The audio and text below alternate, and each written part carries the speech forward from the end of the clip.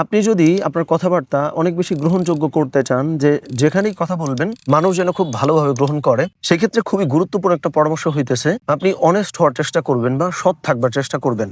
এটার মাধ্যমে কি বোঝাচ্ছি, ধরেন আপনি কোথাও বক্তব্য দিতে গেছেন, তো দর্শক সারি থেকে আপনার কাছে বিভিন্ন কোয়েশ্চেন আসছে বা বিভিন্ন প্রশ্ন আসছে।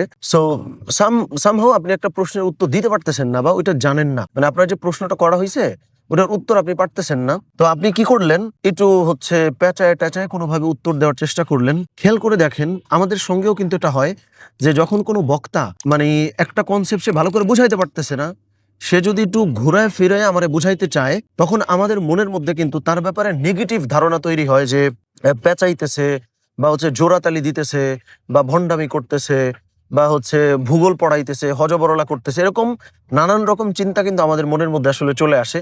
হ্যাঁ, আমরা সেটা প্রকাশ করি না, এটা সত্য।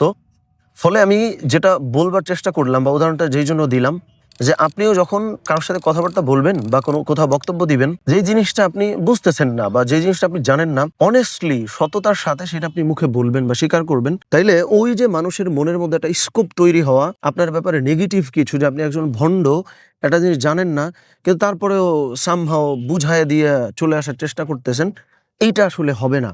তার মানে কি আপনার প্রতি কিন্তু পজিটিভ ইমপ্রেশনটা ইনশাল্লাহ থাকছে। সো এই চেষ্টাটা আমরা ইনশাল্লাহ করব।